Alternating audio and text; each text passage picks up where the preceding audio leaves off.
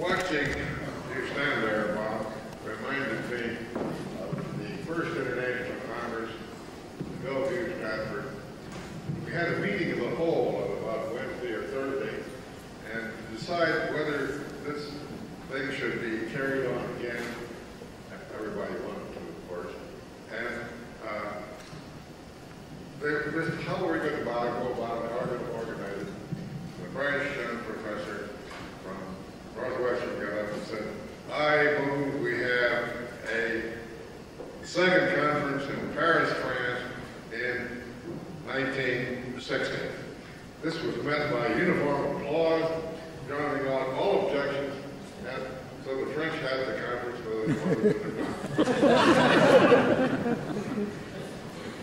the second speaker, Heinz Heinemann, was born in Switzerland, but moved to Berlin, where, aren't you born in Switzerland?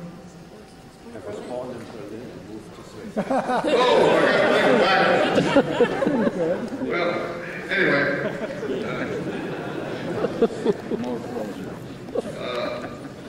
After he completed his education, which was very good, he moved to the United States, where he has been a leader in the technological area of science. He's had a long and distinguished career in industry, first at Udry and at Kellogg, and finally mobile research, where he was director, and asked what part of his career he thought he would think was the most important thing he's the most proud of. He replies, well, I have 14 new technological chemical processes on stream. And that's quite a record for anybody. Several years ago, he retired from mobile and moved to Berkeley, where he was associated with National Laboratory there, and very recently moved to Washington, D.C., where he serves as a liaison between the Berkeley Laboratory and various government agencies. As I mentioned, he was a strong motivator that almost single-handedly carried the ball in the organization of the first Congress. There was no ICC at the time.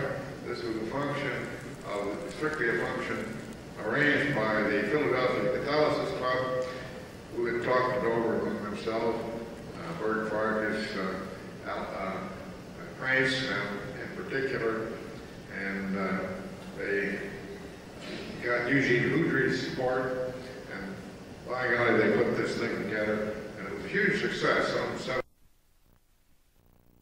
showed up, and I remember vividly that this is what a privilege this was to meet a number of the people that I had been reading about and listening to them talk and debate firsthand. Well, I can think of no one better qualified to speak to you on a retrospective view of advances in heterogeneous catalysis, 1956 and 1996 technology than Heinz Heinemann.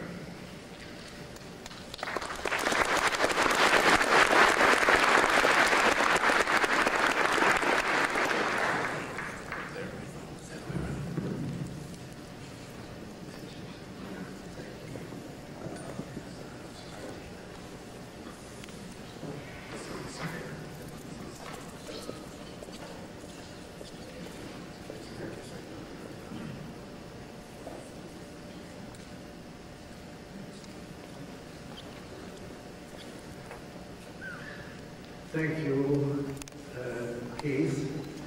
I would much rather tell you some anecdotal stories about the first Congress on Catalysis then give this review, but that's what I have been asked to do, and I'm honored to do it, although it's a difficult job because of the enormous progress that has been made in catalytic technology over 40 years, and I have about 45 seconds for each year. So I have to be very selective in what I can talk about, and of course the selection is strictly my own. Many of you will probably disagree with it, and that is the risk I'm taking in talking about it. I want to start with getting something out of the way, namely the computer. The computer has been invented essentially and certainly has become a major instrument of research as well as industrial application over the 40 years. It's not specific to catalysis, but it has been a major item, and I think it's hard to think today of where we were 40 years ago when we didn't have the help of computers and worked with, as Keith indicates, slide rules, and I can even remember introducing some people to slide rules. All right, let's go back. Now that we have gotten rid of computers, let's go back and consider where we were 40 years ago. It was only about a little over 10 years since the end of World War II. And World War II had created a considerable advance in processing and catalysis because there was no need for it to be cost effective. You wanted a product, and the product was made regardless of price. This led to a considerable advance in catalytic technology, which was very minor prior to World War II, other than perhaps the ammonia synthesis. Now, the advance in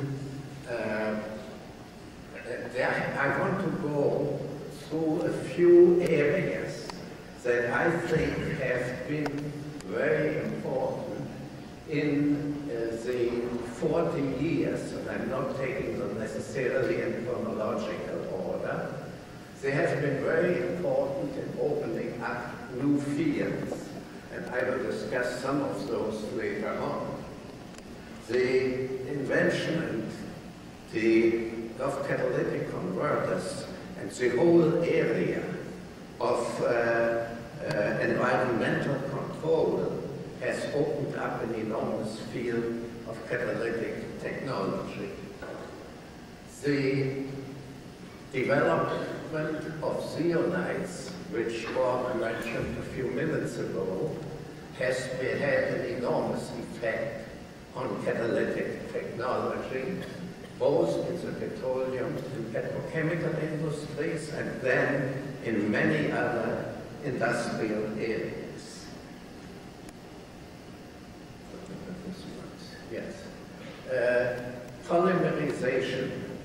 We heard at this meeting of Dr. Stevens's work on metallocenes. I'll come back to it. But actually, in '56, Ziegler-Natta was essentially unknown. It had been invented. There had been no commercial production of plastics and fibers from ethylene and propylene, and others polyethylene. We have nylon, but polyethylene was essentially still unknown, other than by high pressure polymerization, not catalytic. I would like to mention just one thing because about the ammonia synthesis, because it illustrates a very important feature of technology, the integration of chemistry and engineering. There was nothing new chemically in the basic synthesis of ammonia. Harvard had done that. But what happened was that an invention in catalytic technology, namely steam reforming, and an idea to combine it with new types of compressors, centrifugal rather than reciprocal compressors, enabled people to produce ammonia at about 1/2 the cost it previously had, and this development has been credited with saving considerable number of lives and possible famine, because, of course, ammonia is a major fertilizer. Finally, I should point out that there has been a major trend in the last decade or so to commercialization by catalytic methods for herbicides, pharmaceuticals, and fine chemicals. And I think we can see a trend of going from the production of low-cost materials on a very large scale to the production of high-priced materials on a considerably smaller scale. And with it has gone a tremendous enlargement of the number of catalysts and types of catalysts that have been used in commercial operation. Now, I have here a list of what I consider, and as I say, this is highly personal, what I consider very important technological events. The year given is the year of commercialization, not of invention. This does not necessarily completely correspond to what I have said before, but I think it gives a survey. Now, the significance of catalysis, technological catalysis, shown in this slide, which says that in these years, 60% of all products and 90% of all processes were catalytic. This figure, 17% of GNP, Dr. Maxwell earlier in the session said 20 to 30%. I'd be happy to accept his estimate, but I don't know which is the total one, yet it is extremely significant that about 1/5 to 1/4 of our gross national product is derived from catalytic processing. Catalysts themselves have expanded a great deal, and you see here the billions of dollars of the value of catalysts, the catalyst markets in '89, I can't read it very well from here, and projected in the year 2000. Now this is an interesting figure, and I wish I could read it. I think what is important here is the last column, which you will find difficult to read, unfortunately, which shows that the cost of catalysts relative to the value of products is very, very minor.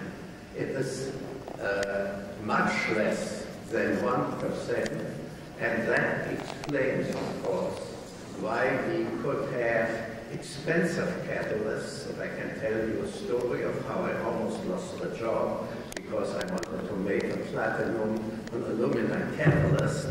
It explains why we have been able to make catalysts and set their value at what they could produce, in other words, on their turnover, rather than on their cost. Now, I've mentioned zeolites, and all of you have seen this picture of the forger site before. Zeolites, when they first became commercial, revolutionized in a process, namely catalytic cracking, which we knew well in 1956, and which was considered to be fairly mature. It revolutionized it by giving a lot more gasoline per barrel of crude, gasoline of higher octane number, and this figure of taking a $20 per barrel cost of crude oil, which is fairly reasonable at the present time, and you have an annual saving of $8 billion per year over 30 years, that's $240 billion that has been saved just by not using as much petroleum as one otherwise would have used, has been saved over these 30 years from this one invention. Now, of course, there has been a tremendous fallout from that invention, and Bob Burwell a few minutes ago pointed to shape-selective catalysis. Shape-selective catalysis has also played a major role in industry. This picture of ZSM5 is as good as any other I could find. It doesn't really show what the medium pore size zeolites look like. But I want to mention just a couple of processes that have caused attention. What Burwell mentioned, the MTG process, and it shows you what it does. Of course, it was commercialized in New Zealand, but it also has been used, ZSM5 has been used for toluene disproportionation, for xylene isomerization, and for numerous other reactions. Now, if we go to another field, which I mentioned earlier, namely environmental control, there are two ways of pollution control. A primary prevention, which means that you take out what could be poisonous or toxic before you ever go into the process, and secondary prevention, which means that you clear up the mess you have made. Now, an example of primary prevention, some are given here, but we can, for instance, look at chlorofluorocarbons, which have been largely replaced now by products which Leo Manson tells me that go through 6 to 8 catalytic steps, but are not interfering with the ozone in the atmosphere. Secondary prevention, of course, there is automotive emission control, there is NOx control, there is purification of waste streams. The first one is still a hope and not a reality. The selective catalytic reduction with ammonia is used widely, and I come back to that in a minute. Here are some of the results from automotive emission. And you can see that the 0 miles the carbon monoxide has been essentially removed, NOx has been reduced, and so on. And even after 50,000 miles used, there's still a very major reduction. One of the problems we face is that the government now wants the catalyst to last for 100,000 miles, and we are not quite sure how to achieve that. I put this on because it again illustrates the interaction of chemistry and engineering. There is a very small window in which you can remove CO and NO, and that window depends on the air-to-fuel ratio at 14.7, and to achieve that in a car would have been totally impossible without having computers or chips in your car that can adjust the air-fuel ratio as you go along. Now I should mention, and while we talk about this, that the whole area of automotive emission control also require totally new catalysts, because we have enormous space velocities to deal with, and we could not depend on diffusion. So new materials were made, usually consisting of platinum on cordierite in the form of honeycombs with 200 to 400 channels per square inch, and overall this has been a major development. Now, I didn't mention that you could not remove NO from automotive exhaust with just the platinum alumina catalyst. You needed some rhodium for that. And with the rhodium, this has been accomplished. Now, in general, NOx formation is very much a function of temperature. And the higher you go in temperature, the more NOx you make. This is particularly important for stationary combustion, because you want to operate in turbines at the highest temperature possible, where the reaction is most efficient. Dr. Maxwell the other day had the same slide I have here, so I don't have to repeat it to you, but it shows that by introducing a catalytic step, unfortunately I can't see the point, so there's no sense in pointing to it, but it shows that when you put a catalyst into the pre-combustion of methane, you can essentially lower the temperature of combustion and thereby avoid this high NOx formation while maintaining the efficiency of the turbine. In secondary prevention, too, we now look at stationary combustion, and this shows what has been achieved. It's not as good as what has been done with automotive emission reduction, but it's certainly good on carbon monoxide, and forget the slide for a moment.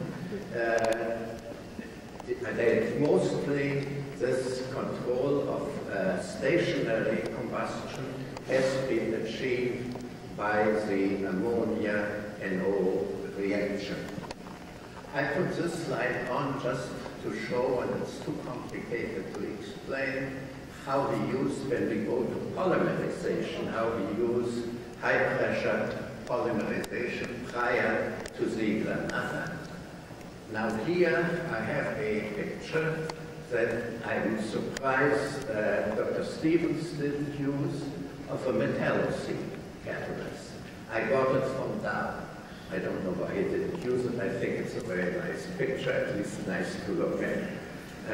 But as he explained, we are dealing here essentially with a catalyst which is comprised of parallel planar cyclopentadennial groups with a metal, zirconium, hafnium, I forgot what the third one is, sandwich in between. And this has caused a revolution in the Ziegler-Natta type of polymerization, which I mentioned before. In fact, it's beginning to seriously cut into the production of Ziegler-Natta type catalysts, which are being replaced by the metallocene catalysts. Metallocene catalysts are much more expensive than the chromium alumina or the aluminum alkyl catalysts used in Ziegler-Natta, but they are so much more active that this apparent cost disappears in the overall cost of production. This is a real revolution. Stevens talked about it. I don't have to say anything more, but this shows how the selectivity of these new catalysts can go to branch-chain polyethylene, to straight-chain polyethylene, and you get a very narrow spectrum of polymer molecular weight. It's a really amazing story. Now I have just about 3 minutes left, and I have about a dozen more slides, which I won't show you all, but I want to mention something that Burwell mentioned a while ago, the TS1 catalyst, titanium silicate, oxidation with hydrogen peroxide, numerous reactions that can be carried out. I hope this can be focused. Yep, there it is.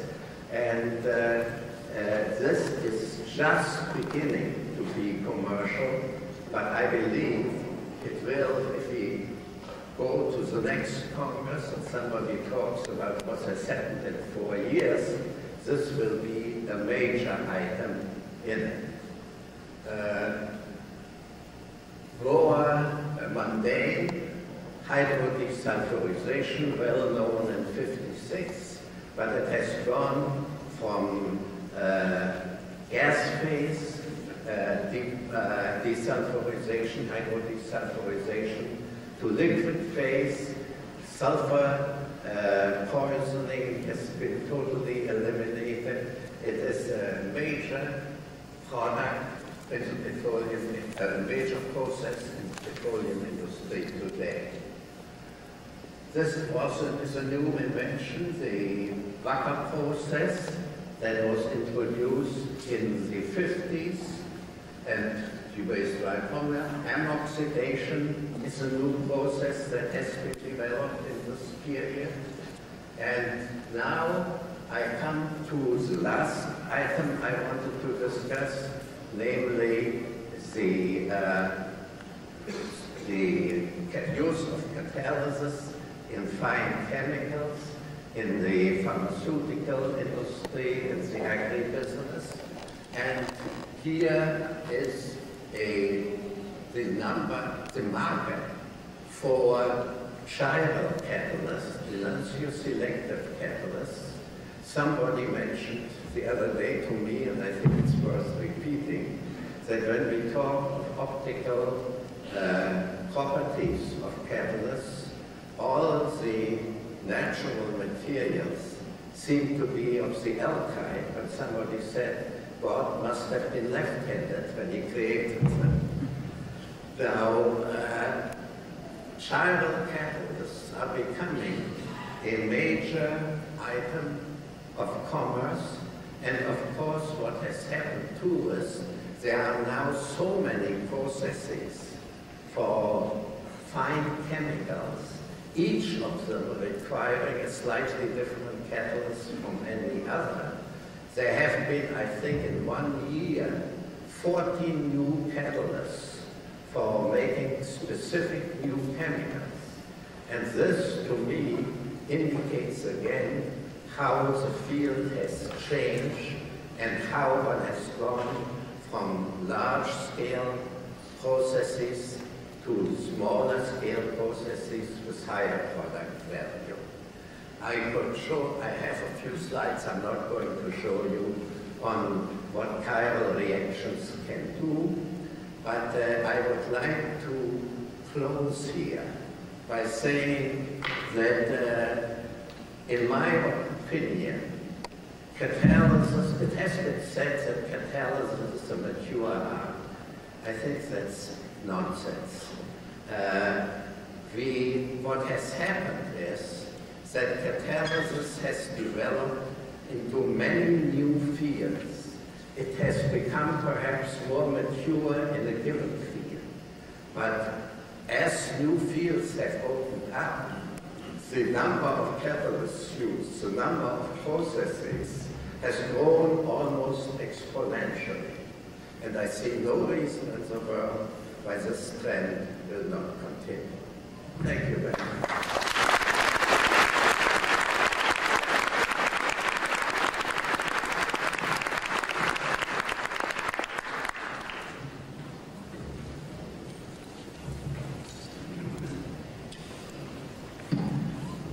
Thank you, Heinz, for a very elucidating lecture, and I trust that we didn't hold you up too much, so that you couldn't get right over your slides. But we'll look forward to hearing them another time. Well, that completes the formal part of this program, and so I thank all of you who have tried to just about have a cup of coffee and get to your various meetings. Before you go, let me say those who are going to the regular sessions, please have coffee out of the exhibit space. Those who wish to stay for the panel discussion, coffee is going to be served here. And since you're to reassemble at 2:30, would you move to get your coffee? We will immediately start at 2:30. But those who are going to the other sessions, please exit now.